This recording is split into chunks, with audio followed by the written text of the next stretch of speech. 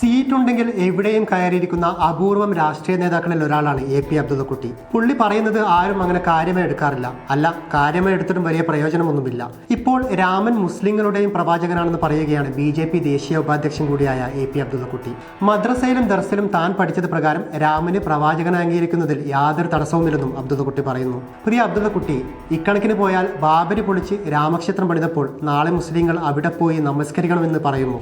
ഉസ്താദന്മാരിൽ നിന്നും പഠിച്ച അറിവ് വെച്ച് പറയട്ടെ, ഇന്ന് അയോധ്യയിലെ ഭവ്യമായ പ്രാണപ്രതിഷ്ഠ അനുഗ്രഹിക്കുന്നതിന് ഇന്ത്യൻ മുസ്ലിങ്ങൾക്ക് വിശ്വാസപരമായി യാതൊരു തടസ്സവുമില്ല. നാളിതുവരെ പ്രപഞ്ചത്തിലിറങ്ങിയ എല്ലാ കിതാബുകളിലും അഥവാ ഗ്രന്ഥങ്ങളിൽ വിശ്വസിക്കണം എന്നതാണ് കൽപ്പന.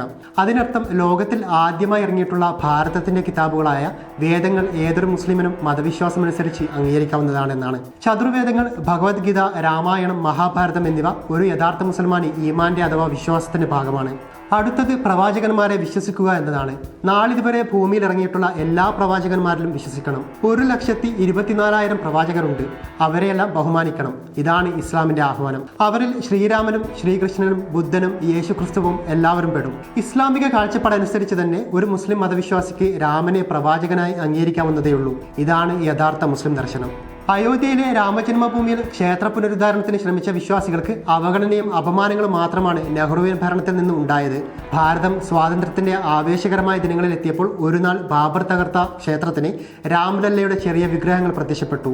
ഈ വാർത്ത കാട്ടുതീ പോലെ പ്രചരിച്ചു. അതുകൊണ്ട് തന്നെ അയോധ്യ രാമക്ഷേത്രത്തിന് അവകാശപ്പെട്ടതാണെന്നാണ് അബ്ദുള്ളക്കുട്ടി പറയുന്നത്. ഇസ്ലാം മതം എല്ലാ മതങ്ങളെയും ബഹുമാനിക്കണമെന്ന് അനുശാസിക്കുന്ന മതമാണ്. അബ്ദുള്ളക്കുട്ടി പറഞ്ഞ ആ ഒരു പോയിന്റ് സത്യമായിരിക്കാം. പക്ഷേ ഇവിടെ നടന്നത് വിശ്വാസത്തിന് മുറിവേൽപ്പിക്കുന്ന നടപടിയാണ്.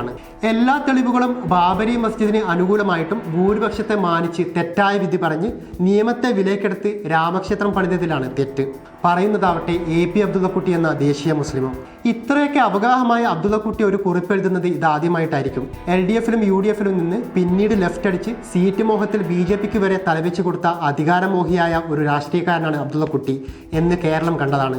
ഏത് നിമിഷവും കളമാറ്റി ചവിട്ടുന്ന അബ്ദുള്ളക്കുട്ടിയിൽ നിന്നും ഇതൊക്കെ തന്നെ നാം പ്രതീക്ഷിക്കേണ്ടതുള്ളൂ. ആള് നൈസായിട്ട് മതേതരത്വം കളിക്കാൻ ഇറങ്ങിയതാണെന്ന് ചുരുക്കം. പക്ഷേ എ.പി. അബ്ദുള്ളക്കുട്ടി ഒന്ന് മനസ്സിലാക്കണം, തേങ്ങ പത്തരച്ചാലും താളല്ലേ കറി.